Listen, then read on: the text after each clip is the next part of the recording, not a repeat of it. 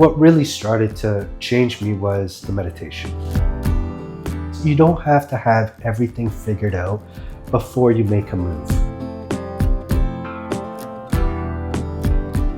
One thing I have really learned from you and Vera is that you can make anything work. It's just you have to have that undivided attention. Big thing is knowing clearly what it is you want. I knew that one decision would change my entire trajectory in my life. Are you not scared? You're living in wild. So we have a puma that is actually around the area, but we live in harmony with them, really. But what if they're not in a good mood someday? How was your experience of the program? I recommend it to everybody. I'm going to be one of your clients. I'm so done with the winters of Canada. When you have served so much, you would have some vision around serving the society. So now what's your bigger vision? So welcome to the podcast. Thank you so much for having me. How did military happen? Was it a conscious choice or you stumbled upon that? It was a conscious choice. I think I've always enjoyed the thing. I always like to help. Like I really feel serving. I feel like great sense of satisfaction helping people and just doing service. So that was one thing that I wanted to always do. And as a kid, it's so cool to be a soldier and all that, right? Yeah. So I went in there. I went through the training. I was scheduled to go to Afghanistan. And then at the time, we had some complications and I was thinking going to the police service.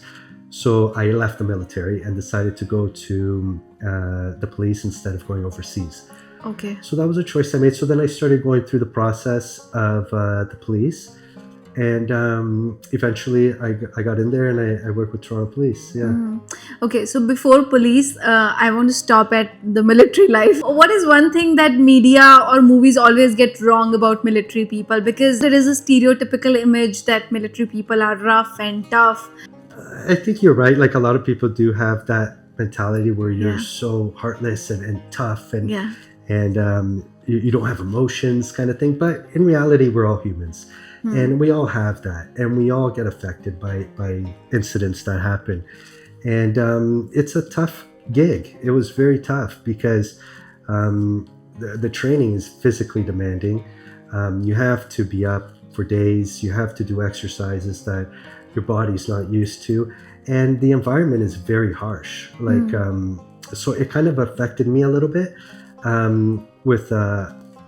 it's a lot of like negative it's a very negative environment. So where in Canada you were placed?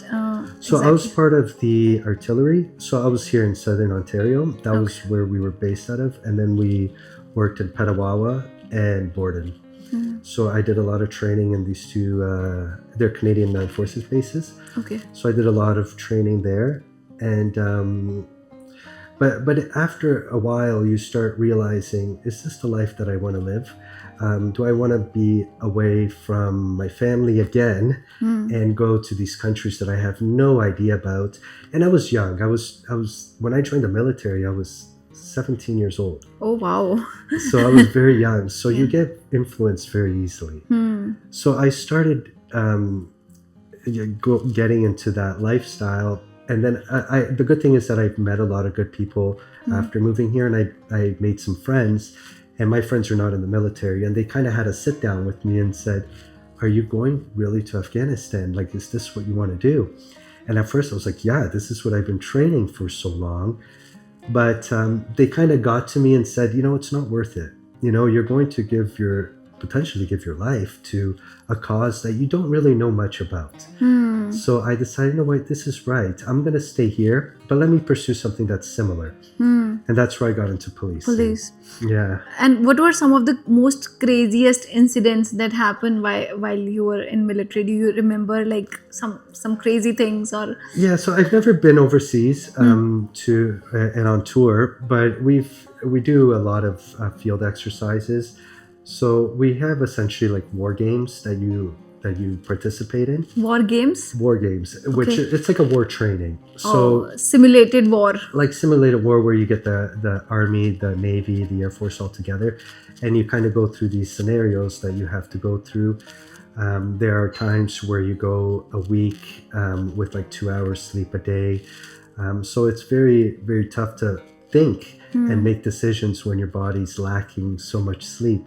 So those are some of the hard things we went through, and yeah, everything was new too. I was a teenager when I was there, and you're handling huge weapons and firing big artillery cannons. It's cool to start, but then after a while it starts to affect you. And I think I was very lucky to have friends that kind of directed me out of it. And I have no regrets doing the training, but I'm happy that I pursued something else. But what about people who were in military for 20, 25 years? Did you recognize any pattern in their behavior that they all were like in a certain way because of the environment and negativity? Or Yeah, I did. A lot of my instructors were guys that were in there for a long time, and they were very rough. You know, they didn't seem rough as in like physically rough, but like I think they were very like almost negative, very very negative. Like their lifestyle wasn't what I was looking for. They lived a very like aggressive, hostile lifestyle. And I felt like how they were like very on edge all the time, you know, like very like any little thing could trigger them into a big kind of reaction. And I kind of started observing this, and I didn't like it. I like the way I envision myself. I like to be more at ease and peaceful and have a family. So I think a lot of the things that I noticed with them was they were very very hostile and aggressive, you know, after you're there. But it comes with the environment. If you're in that environment, in a war environment, we're all humans. It's going to affect us. And I felt it starting to affect me, but I cut it. So that was a decision I made. Yeah. And I'm glad you made that decision. That's why I was able to meet you. Yeah. But then, yeah. Okay. And then coming to Toronto Police, right? Then you joined Toronto Police. How did that transition happen? You had to prepare for that, or? Yeah, it was very similar because it's the paramilitary, right? So the culture was kind of similar, you know, and the transition wasn't very hard. And I was also very young still at the time. Like I was in my early 20s when I joined the police, and I went through the process. Like I had the military background, so I thought, okay, let me go to college, get police foundations, and start the process. So I went through there. It took me about 3 years to finish everything, and then I got hired with Toronto Police. Yeah. And then I did that for many years. Yeah. So just walk me through how a week look like, because the only thing I know is they have very tough schedules, like 48 hours they are working. Yeah. So how would a typical week look like when in your life when you were a police? So in policing, there's no typical week, really. Okay. Like it's so kind of all over the place. Okay. Because the job every day is totally different. So there's some days that if there's a homicide, you're there for maybe 30 hours where you have to help and get the investigation done. There are days where it's shorter, but your schedule with the policing, when I was there at the time, it varied all the time. Like we were doing, right now I think they do 7 days on, 7 days off. Okay. When I was there, it was kind of like 2 days days, and then 2 days evenings, and then 2 days nights. Rotating schedules. So it was a rotating shift schedule. And it was, for family life, it was very tough. And that's kind of one of the decisions why I wanted to also move on from there, is because I don't think while I was there, I had one holiday at home. So Christmas is you're working, all the holidays, New Year's, all those and you events. Might be working extra, right? Because you need more security and exactly. So if you're doing an event and there's a missing person, you're there for a long time looking for the person. So there's really no typical week in policing. Every day is different. So a lot of people like that because it's that constant stimulation, but it became kind of like a roller coaster. And in the beginning, it's very cool. You know, you're a police officer, you're chasing bad guys, and you're doing all these neat investigations. But I felt after a long time, it starts to put a toll on your health and my family life. Did you have any moments while you were serving, because you would be meeting different kind of people, different kind of criminals, that you lost trust on humanity? I never did. I never Did. did, but I saw a lot of people did. Um, yeah, I never lost trust in him. I always saw the good, and I really enjoyed helping people. And that was why I stayed for so long. I think there's always good in people, but it also their environment is a huge factor on their behavior, right? Yeah. So there's a lot of good people that live in very bad environments. So I think because of that, it makes them a certain way. But I never lost that. What was the reason you did not, and many of your colleagues did? I think because of my surroundings of family too and friends that were not in the police, because a lot of people that are in the police, they're married to police. Their dad is a police. Their uncle's a police. All their friends are the police. Yeah. So they don't have almost like an outside perspective on different things. So I think that really helped me was my outside You had group. people outside That kind of show you. see differently, right? So when I'm acting a different way and they bring it out to me, it's like, why are you so angry all the time? Or why are you so, a certain way? And then it makes you pause for a second. It's like, okay, you're totally right. I have to come back to who I am. Yeah. I felt like it was changing me a bit. Yeah. But I'm lucky that I caught it. Yeah. No, absolutely. In police, do you have some branch that, okay, you will deal with this particular area, or it's anything that comes you have to deal with it? How does that work? Yeah, in policing, there's different like units. You start off usually in primary response, where you're assigned to a specific area, and then you get radio calls, which is like when people call 911, and you respond to those calls. So in the beginning, I started with that, and you respond to these 911 calls. And I worked in the Jane and Weston area in Toronto. Oh, that's not a good area, I think. Jane and Weston, yeah, it's a very busy area. And a lot of people think it's a bad area, but there's so many good people in the area Yes, too. yeah. But then when I had more time, I expanded to different units where you take care more of different parts of the whole city wherever you're required. So I would go to many different parts, and then I worked in different units like major crime, street crime, frauds, financial crimes, and things like that. So I've experienced kind of all the different units. Okay. Yeah. Which one was like your favorite, or you felt most humbling, satisfied working in that particular area? I like the financial crimes Okay. area. And I think a lot because of the schedule too. I was working day shift, like I felt semi kind of normal, like what my body needed. Yes. Because when you're working days and then you switch to nights, like you feel such an imbalance. Yeah. And then you go to work and it's like nothing's happening, and then all of a sudden you get a spike of adrenaline because something like a shooting comes in, and then you're down, and that's night shift, and then the next you're switching to day. But I feel Canada has very less crime. At least at that time, it would have lesser crimes, no? Or you would have incidents. Well, lesser crimes than like different places in the world. Like, I guess it depends. Toronto's very busy. Like, it's very busy. Maybe it may have lesser crime than Rio de Janeiro, Brazil, where I'm from. Yes. But it's still very busy. It's still very busy. What were one of the most craziest incidents that you had? You had to be there. There would be many, but something that really shook you, that, oh my God, how is this possible? I think a lot of the things that really started to affect me was the homicides and the deaths. I've had people pass away in my arms from shootings and things like that.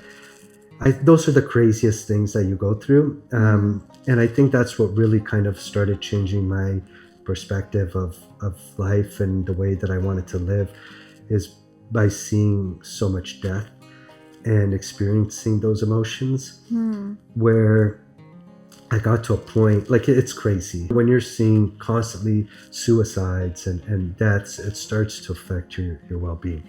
Yeah. But what was the major reason? Did you ever conclude that this is something which is the common cause?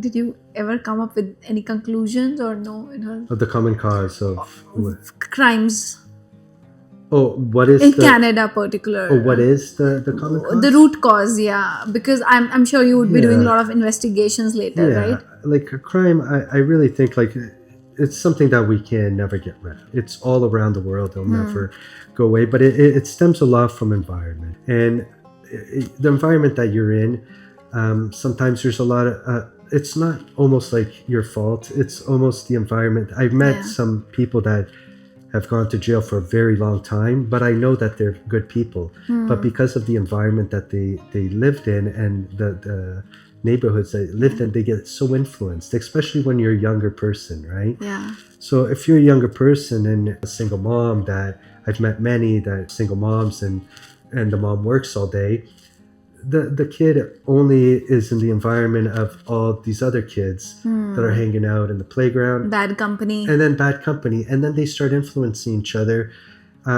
without any real guidance. And the Toronto Police, like, we tried many strategies to help create programs and youth programs. But at the same time, it's the environment that they're in that influences their behavior into crime.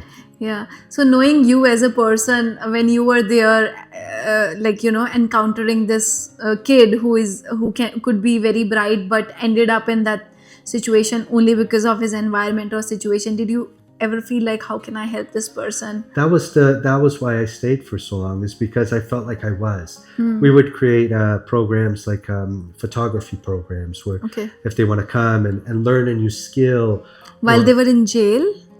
No, this is in the neighborhood. Like, we would be creating programs in the neighborhood, collecting which kids. is more prone to crime, that in high crime areas. And then we would bring them out, kind of have them experience different things, bring them on field trips where, let's go camping for a week, and so you could experience it. And a lot of them would change just from a short experience, because what I've realized, it all comes down to your experiences, right? Yes.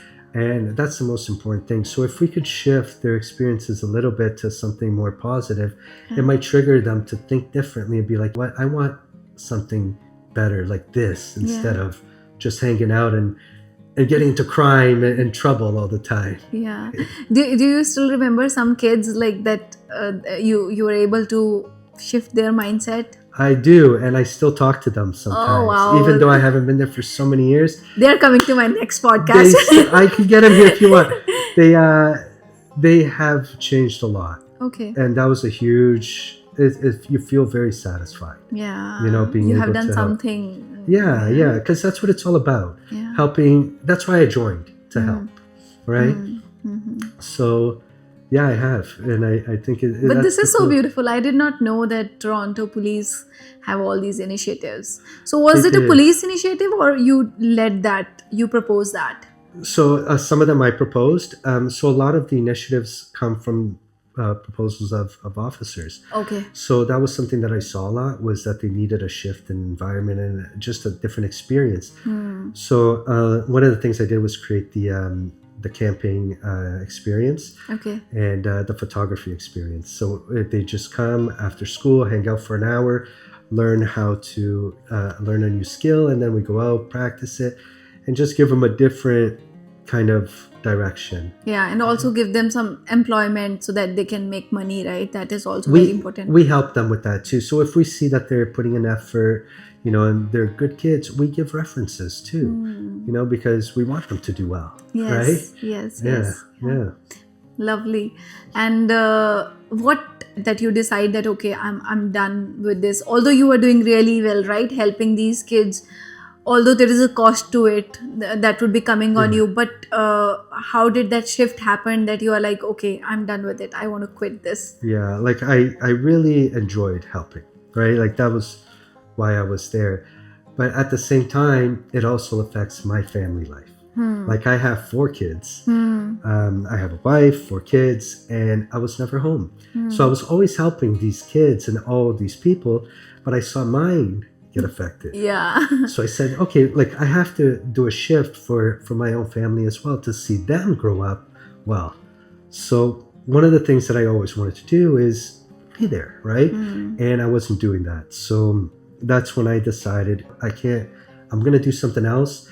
And I had this vision of living this self-sustained life and helping my kids get more connected with nature and have them grow up in a positive environment without having me not being there, and then they becoming similar to the kids that I That was you are trying helping. to help. Yeah. You know, and now it's my cause. Yes. So I said, that's when I started thinking, and I said, I'm going to follow my passion, my vision, and I'm going to make this crazy move and see where it goes.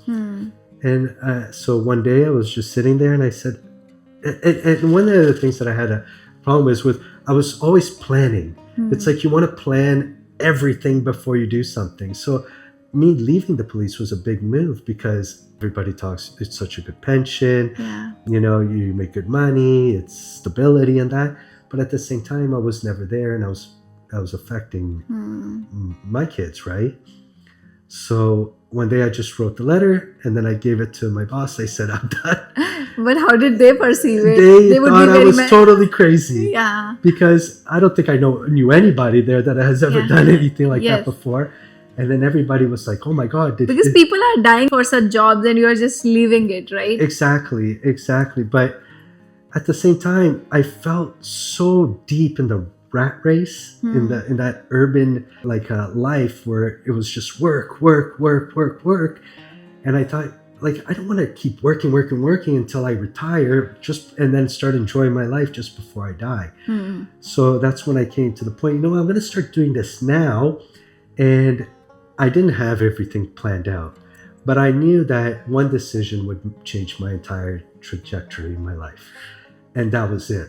So I said, you know what? I'm going to risk this move. And it takes guts. It's risky without having everything planned out. And then I just quit and left. And we went to Costa Rica and traveled. So how did your family, especially your wife, perceived it? Like, because it would be, did he supported you, or she had some fears because you had a very stable income as a police officer? Yeah. And at first, when I mentioned it, it was, what are you talking about? Because you get so comfortable in a job, and you go. And there's a lot of safety to it. It's your safety and your security. But to me, I realized that your comfort is almost like a drug. Like your vision and your passion will be stripped for this comfort. So you have to risk it for growth, to live the life that you really want. So I said, I won't be able to do that if I stay here. And I'm going to risk it. And if it fails, I'd rather know than retire and think, what if? What if? Yeah. We don't want to die with those regrets. Exactly. I'd rather find out, right? So I did that move. So at first she was not supportive because she's like, what are we going to do? And I said... And she was working at the time? She's working too. So she's a realtor, and she also works... No, at that time, I mean... At that time, yes, she was working the time. But at the same time, just before I quit, I also started learning new skills, where I started... I knew that I had this vision of living in a tropical place, but I knew that I couldn't work the jobs in places that I wanted to live. So I started learning online skills. I'm a trader now. Like I trade the stock market, and we have an online e-commerce store. So I started learning these online skills because I knew that I would have to still make money. Money, yeah. But like anything, we can learn. We learn, and I said I won't be able to do all that with real focus if I'm still going through this roller coaster shift schedule. So after a while too, she started seeing how the job was affecting me, and I was starting to become very like grumpy and like snapping, like it just kind of like it's starting to become like one of these old officers that I used to see, and in my head I'm like, And not like. I don't want to be like these guys, and I feel like I was almost like starting to mold into this. And then she's like, you know what, enough, let's just do it and go for it. And then she didn't know the day that I did it, and I came home like I did it, and she's like, oh my god, what are we gonna do now? and then we said, you know what, we're gonna figure it out. We're going to figure it out. We don't. And what I learned is you don't have to have everything figured out before you make a move, because when you make a move, that's really when you figure it out. Instead of just planning and never doing. So.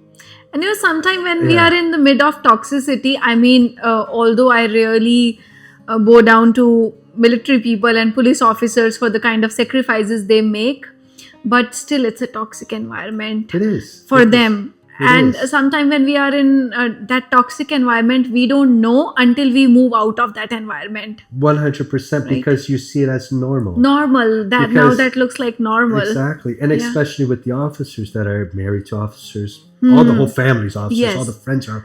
You don't see you only see that world, and everything is, you always, oh, you're up to something. You always see the bad. But I think that there's always the good in people that they have to see more. And I think that's why it's very important that you have friends from different fields and different backgrounds, so that you get more perspective on life. Totally.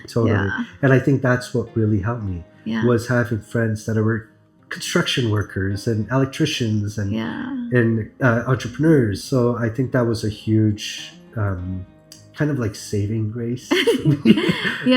But yoga, we talk about it, your body remembers everything that has happened to you, every taste, every touch, everything your body remembers. Now that you have moved out of both military and Toronto police, for how many years now you have moved out? It's been almost 5 years now. So almost 5 years. But do you still feel that your body remember, or it carries the trauma? It does. And like I said, I've gone through some things. I've had very good friends that died, my partner. So I think that really affected, like, look, it still affects me, your body, right? Yeah. So it does. But I think that we have to recognize it, be aware of it, and do things differently. But you see how it affects me, right? If I start thinking about it and talking about it, it does. What happened to him, if I may ask? He committed suicide. Your partner? Yeah. Like your colleague at work? Yeah, because there was I'm not going to go into detail, but it was issues that happened and led them to that. But it was in relation to the job. It was in relation to the job, and it's life, right? Yeah. But it affects a person. It does affect, when you recognize, you're aware that your body remembers it, right? You have been through so much. Did you take any steps to correct that? Did you go to therapy or? I tried at the beginning. I did, like the when I was in Toronto Police and all this happened, it started to affect me, and they gave us therapy and stuff. They give resources for you to go to, but it didn't work. I didn't resonate with it. It didn't do nothing for me. I felt like it was just like okay, surface level. Tell me something. Okay, now next person come in. Yes. But it didn't work with me. What really started to change me was the meditation and the practices and the yoga and all that. And then once I started doing that, I felt so much better, and it changed my whole direction. So when were you introduced to that? In 2019, so about 7 years ago, I've been doing my practices, and I'll probably do them for the rest of my life. So what practices you started with? Shambravi. Oh, okay. Inner engineering. Inner engineering. I And who did, introduced you to that?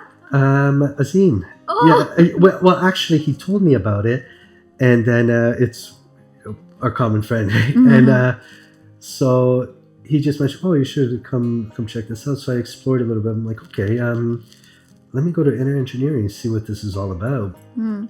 And it was the year that Sadhguru came to Toronto. It was 2019, right? 2019, yeah. That was the year I did my teacher training, Oh, and okay. I was in India's ashram, Oh, and nice. Sadhguru came here. Oh, he came here and you were there. And you did the program with him. With him here. How was your experience of the program, like 4 days? I recommend it to everybody. I think it's so beneficial to one life, you know. Just, you can tell them as much as you want, but you must be there to experience. Yes. You know, and that's one thing, like, I've realized you can say how good it is, but you don't know until you go. So I say go and try, and then you see. Yeah. But it just opens up a new, almost like a whole new world. Yeah. You know, where you live with almost like purpose, and you understand a lot more of why I'm a certain way, and who you really are and who you're really not. Yeah. You know, yeah. like we get so identified with these things, like I'm a police officer, I'm a this, Yes. I'm a that, and once you let that go and you focus on life, it changes everything. So I think that was a big. Do you have any core memories of the program? Yeah, I did. Like I felt how we were just one. I felt like how everything was connected, and I think we lose like a big sight of that. Living in these urban environments, you know, where we get so caught up with our own nonsense And drama. and drama, and I'm Yeah. like, and everybody's like me and why and this, but in reality, it's like we are all connected into this one, this one energy, you know. Yeah. And I think once I started experiencing these things, I started not being so focused on drama and nonsense that really doesn't matter. And then I think that kind of like dropped a lot of weight, like things that, because at the time it's like you're thinking, oh, what if I did this? What if I did that? And you get so caught up on these imaginations that starts affecting your well-being. Yeah. But once you experience the meditation and these practices, you realize a lot more. Yeah. Were you able to continue your practice every day after you did the program? I did. So I did the Mandala. I did a mandala for 40 days. It was incredible to continue it because you feel more into the space. And now I do it not every single day, but I do it multiple times a week. You know, and you incorporate the yogasanas, which I started doing as well. And it's a whole new world than this policing environment, you know, that you start to realize. Do you remember anything from the program or while you started listening to Sadhguru? I'm sure there would be many that, oh, he's talking about me or he's talking to me. When I talked to the therapist, I did not connect with them at all. Huh. When Sadhguru talks, I totally Connect, yeah. As if he's talking to you. as right? he was talking to me. And I think that is huge. Like I'm very grateful for meeting him and being introduced. Yeah. So you left police before or after? I left police shortly after. Shortly. Yeah. Maybe that gave you a little more clarity. Who knows? It did. That gave me more clarity, more ease, and it really helped me with the transition. Yeah. Wow. Yeah. Yeah. I'm so glad that happened to you, because sometimes people go in drugs, substances, just to cope up with the stress and trauma, but you chose. That's very common too. Yeah. Like in policing, most go Yeah. into the alcohol and the drugs, and that's a slippery slope. That doesn't make anything better. Better, yeah. It's like a band-aid, but it'll never go away. Were you? Did you used to drink? I actually never did. Oh wow! I actually never enjoyed it. Okay. Of course I tried, and I've had before, but I never participated in the the drinking groups and That's very rare for a police officer. it's very rare. And I kind of became almost like I started separating myself a little bit because of that. I wasn't part of the club, I guess. So you never But fit in. But that's okay. And that's how I like it. Yeah. This I part. don't need to fit in. Yeah. You know? No, this part I'm going to specially cut and highlight because I have been, I come across many people and they tell me we don't drink, we don't like to drink, but we drink for just to give company. And I tell them that if you want to drink, just take the responsibility. Yeah. Don't put it on your job because we work. If you want, there is always a choice to say no. Totally, Right? totally. You don't have to do anything for anybody else. Yes. To please anybody else or to look a certain way so they think a certain way about you. Yeah. I never was like that. So I think that was a thing that helped me too. I knew the direction that I want to go to. I know why I joined the police and I know why I left. And I'm not there to, when I left, I was almost seen like it's almost like you're a traitor. How can you leave us? And That's how people were perceiving you? Exactly. So Okay. I felt a lot of people that the way they were to me before changed because I chose to leave. It's like, Yeah. how can you do that? Like, how can you shouldn't do that. You have to stay here, but you don't, Yeah, no. you follow your vision and your passion. Yes. Yes. So Yeah. that's what I chose to do. And I have no regrets. Yeah. You know? No, but this is going to be a classic example that person born in Brazil came to Toronto, joined military, joined police, and for many, many years, if he could be a teetotaler, everybody can be. And I'm not judging people who are drinking. Yeah. It's absolutely personal choice, but I don't like the fact that when people make excuse, we are drinking for others. No, you should not. Yeah. If you want to do If you this, want- take it's- responsibility. Exactly. And that's what I always say, like, you're your own doing, Yes. don't put anything on anybody else. Don't do things because of how people think what you think they're gonna think of you, Exactly. or doing it to please anybody else. No, it's you. Yeah. If you don't want to do it, don't do it.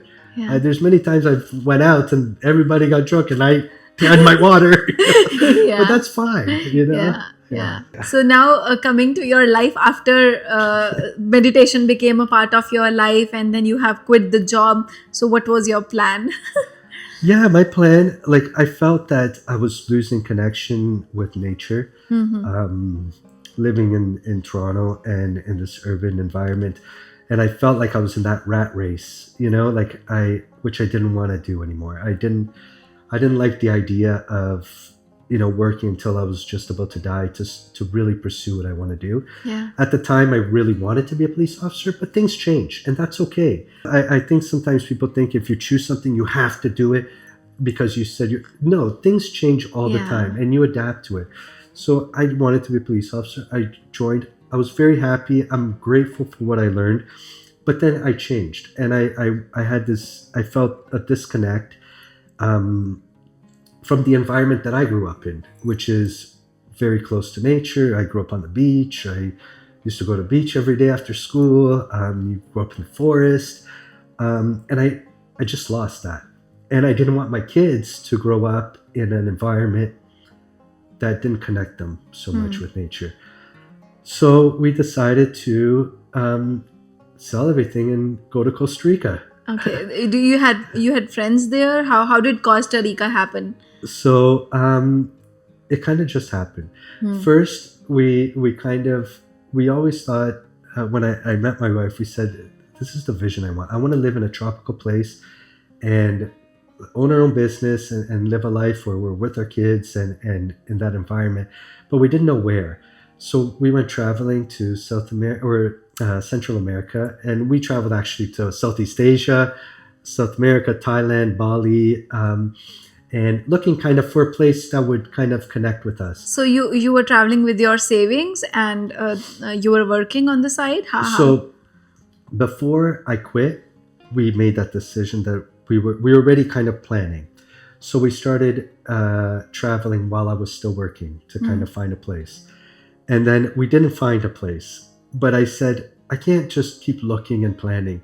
We need to act, So that's when I chose to quit and continue our search. So then we went to Costa Rica, and just my wife and I, and then our kids came a couple times too.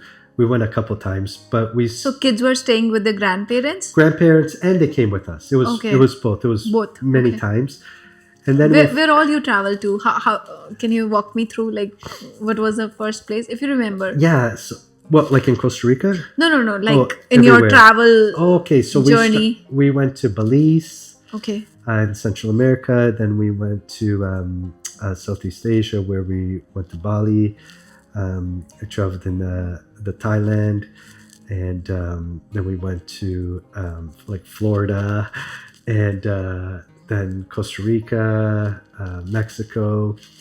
And then when we went into Costa Rica, that's when we're like, wow, this place is amazing. This can be here. my home. This could be it. And you kind of feel it. And we really love Costa Rica because of the people. They're very nice people. Yeah. They're like, the whole culture is very nice. It's a safe place.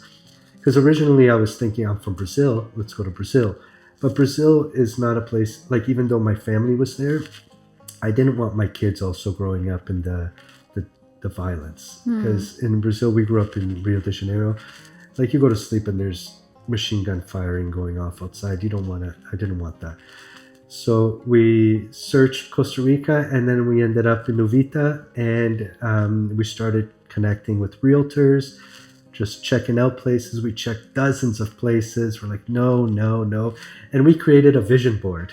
My wife Oh, and I. wow. So we're like, this is what we Do you do. have a picture of that with I you? do. I'll share it in the podcast. Sure. And, If you don't and it mind. was so crazy because one day we're like, we left the realtor. We're like, this guy is not showing us good places. Let's just go explore. And we ended up getting Airbnb, and the owner of the Airbnb was like, oh, there's a farmer that's selling a piece of land here. Why don't you go check it out? So we went and we checked it out. We're like, oh my God, it was the exact picture of our vision board. Yeah, wow. So we're like, this is it.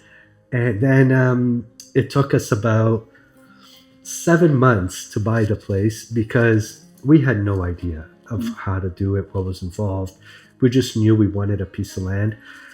So then our research started and our negotiations started. How do we transfer money? And we started learning all kinds of stuff. So was there someone guiding you, or you figured it out all by yourself? We figured it all by ourselves. And nowadays, we have so much resources to figure yes. everything out. But still, I mean, it's not a small thing, right? It's not a small thing. But this is the thing. You don't have to know everything before you do it. We learn along the way. Yes. And that's the attitude we kind of adapted, because when we were thinking we need to know everything before we do it, you're going to get very disappointed a lot of the time. Yes. Like, you have to take the risk and you have to pursue it and adapt and learn along the way. So that's kind of what we did. And we started, learning, okay, we want this. What do we have to do? We found a way to transfer money through the escrow account, and we then met a good friend there that ended up being a lawyer that did all our paperwork, and we don't even speak Spanish. Yeah. And we were able to purchase this little piece of land, which is about 5 acres on the mountain, and we started that vision that we have of having our kids grow up in that environment. And we're in the middle of the rainforest now. I have been there. You have Lucky been there, me. yes. So we want you to come back. Yeah. And we're now planning to, we're growing our fruit forest slowly, and we want to live that self-sustained life with our kids. And that's kind of what we're doing now. Yeah. And it took a big risk and a lot of steps, but there's no regrets. Yeah. And I have literally seen your house. When I visited Costa Rica, that was one of those rare trips that change your perspective on life, that you opened up a whole different world for me, that okay, we can live like this as well. Right. And my vision is to live in harmony with nature. Yeah. I love being in the forest, being surrounded by wildlife, growing your own food. And I think that is a very positive impact for kids. Yeah. Like I'm sure there's lots of great things, but it's very different, the urban life. I feel it's very easy to lose that connection. Yeah. And to me, I really want to instill that connection. Costa Rica, you bought a land, because I have some perspective. I have seen your land, right, and home. It was just one piece of mountain, and you had Yeah. no idea what you're going to do. So just Yeah, like crazy. the way I think now, and I am now, there's always a way to, and I have this vision. I think a very important thing is you have to have a very clear vision of what you want. And when we originally bought the land, there was nothing. It was just a piece of the mountain. There was no roads, no water, no electricity. There was nothing. We couldn't even get on the land. I didn't even really know what I bought, but I knew that the view was exactly what It was I more wanted. of an intuitive decision. It was majority all that, you know. It was just felt right. It was the feeling, and I think a lot of it has to be the feeling. So we felt this is the place, and we looked around like, we can't even drink water from here. How are we going to turn the lights on? Like, how do you even put a house on a mountain like this? Yeah. And just to give some idea to like people who are listening, you have very little kids, especially your daughter. She's 3. 2 years old. Oh, 2. 2 years Wow. old. Yeah. And she was there with us, and even us. And you don't have to wait for your kids to grow up to do it. You know, Yes. just do it. Yeah. You know, and so we help now people that want to do this transition. Yes. That's why I started this little Facebook group, just to give information, because that's what we found was very hard, was to find credible information. So now we help. I'm people going do to that. be one of your clients. I'm so done with the winters of Canada. Oh, I can't do it anymore. I know. Yeah. But yeah, we did it with the kids. We got there. We were literally hiking through the rainforest to get to our little piece of land. And it's 5 acres, like 2,400 feet up. So it's tough to get to. But now, it's been now almost 4 or 5 years. We have a road, we have water, we have electricity, we have internet. We were able to build a little guest house, which you experienced. Yes. And we're almost done our main house. Yeah. And we've learned so much throughout, but it's been amazing. You know, I don't regret the risk we took. It's a beautiful home, and your vision came alive. I'm so happy. And it's almost like you made it brick by brick, right? It's pretty much like that. Yeah. We started with like thinking like, what's the first thing we need? Water. So we need to have water. So we found part of our negotiations with the purchase was, we'll buy it, but bring water to us. So the guy that we bought it from, he's a local farmer, and he knows so many resources, and he was able to pull the water from the top of the mountain. And we got water, and then we said, okay, we need road now, and we need electricity. So we pretty much made a little road just to get a little ATV through, and a little step by step. Like I think if you do just a little bit every day, it compounds. And then now to think back is amazing to think, you know. So, and we're still going. We're not done. There's still lots to do. Still a long road to cover. There's still lots to do. You saw our maid house is not ready. But next week we're getting windows. Yes. So that's a huge step. Yeah. And I think for kids, this is such a good learning, right? They are learning delayed gratification. I think that's a things take time, right? Exactly. I think that them going through this at their age will impact them for the rest of their lives. Yeah. They see, and to build like the pictures that we were making of them actually building all this together, I think it's going to be very positive for their lives and the environment that they're in. Yeah. Like waking up to the sounds, you know, that you've heard. Yes. Yeah. Are you not scared? You are living in wild. I mean, literally, you are living in the middle of a jungle. Yes. Although I love nature, but then I need some safety, right? You were sharing, and I want you to talk about it, that how one of your neighbor had a visitor, Puma visitor, and I'll share the picture here. But doesn't it scare you? Especially with kids. It doesn't scare me. I think the fear is the big limitation for people, and I think that's the big barrier that a lot of people have. I was able, I think, throughout my experience to kind of break this.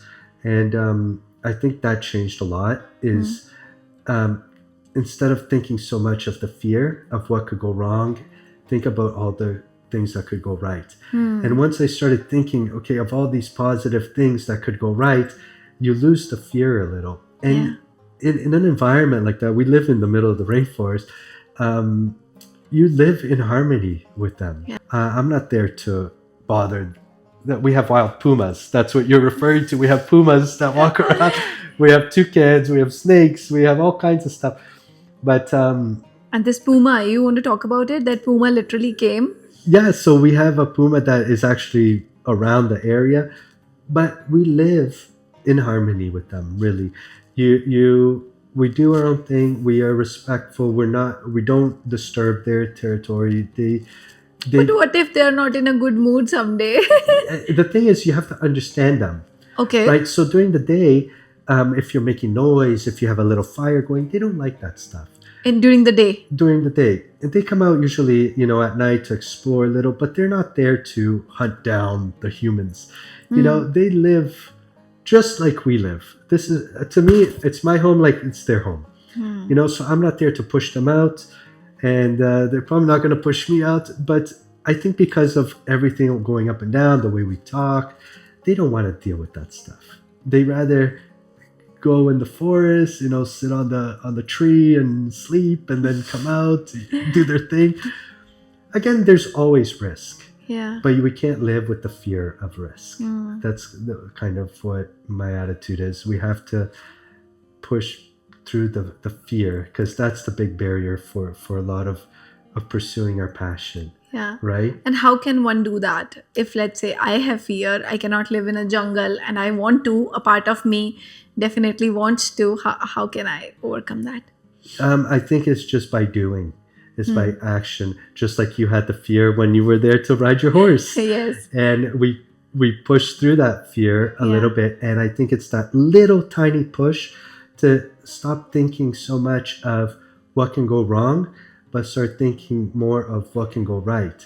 So at the end, I think you had a good experience, Yes. right? And now you became more confident that you're able to ride the horse, right? Yeah. And same for you. We are doing this podcast. And then this podcast, I'm like, I've never been on a podcast in my life. Yeah.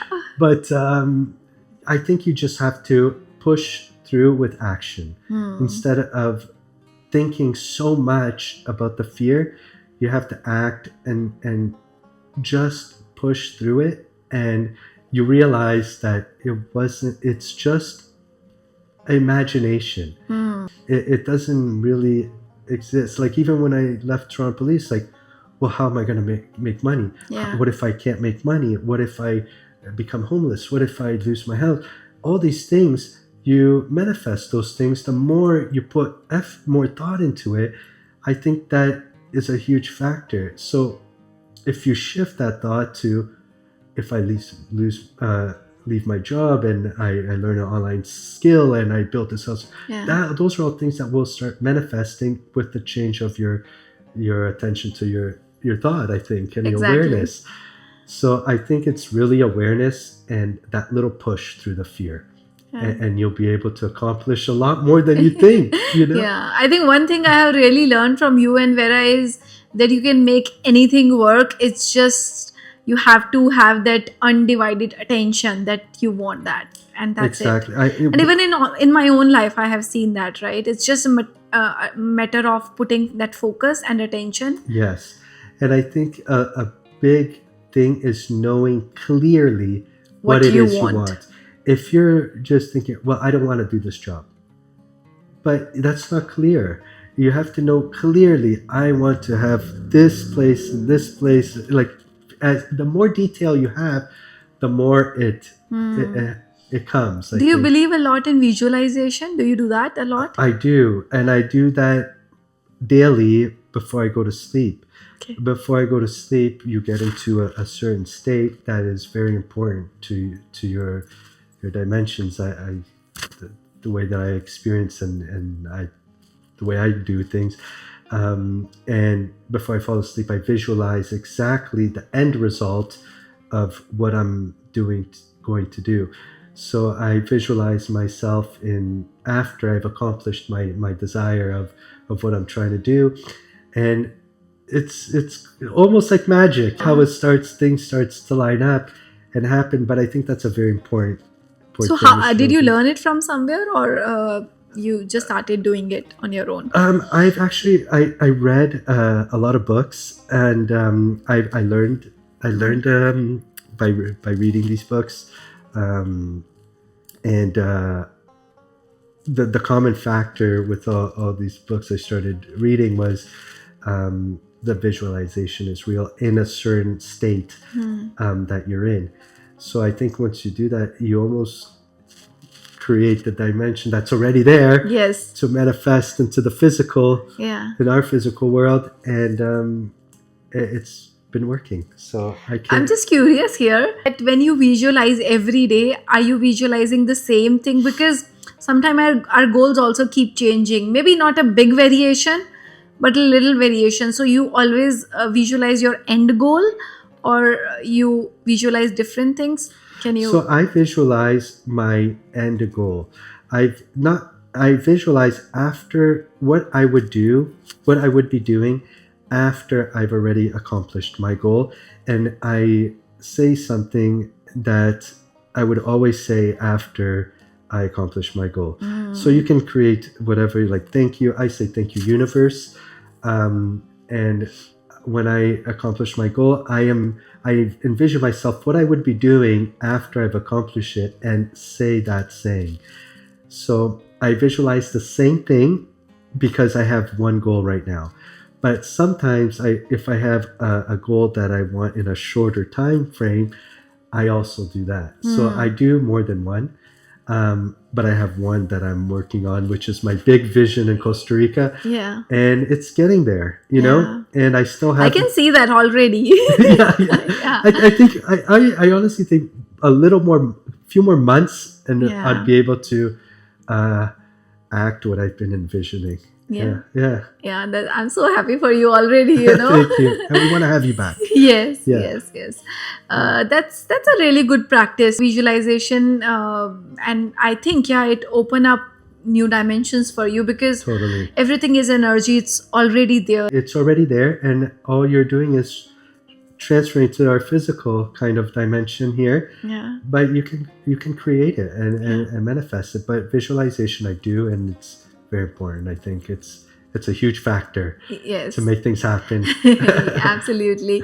So one thing before we close, you are doing this beautiful initiative where you are helping people who want to settle down in Costa Rica or in a new country for that matter. Can you talk about it? And maybe I'll give the details below the podcast and people can reach out to you. Yeah, it's just something, like we said, like we enjoy helping. And we want to help people that went through the same thing as us and just give them more guidance. A lot of the things that we found that were very difficult there was finding people to trust with certain things, because like anywhere in the world there's always people that are trying to take advantage of others, right? Yes. And we've gone through it all. We've met bad builders that we paid money to do the work and they didn't do the work and they would disappear.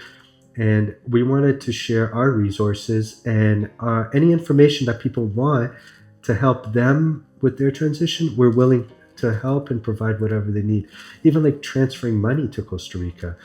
I've heard horror stories of people buying property and transferring money to people's accounts that don't even own that property. Yeah. So there's ways to do it, but you have to do it the correct way and the safe way.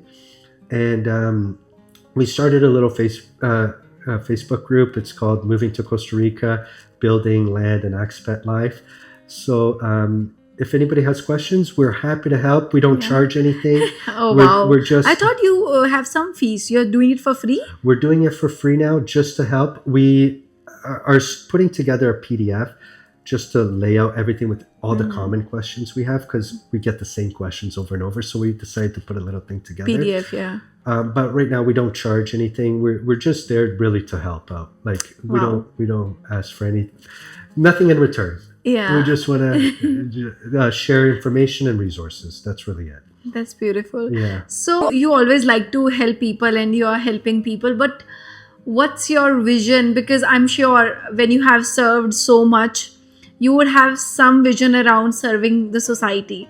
So now what's your bigger vision of serving the society or including everyone? Like 10 years down the line, where do Yeah. you see yourself?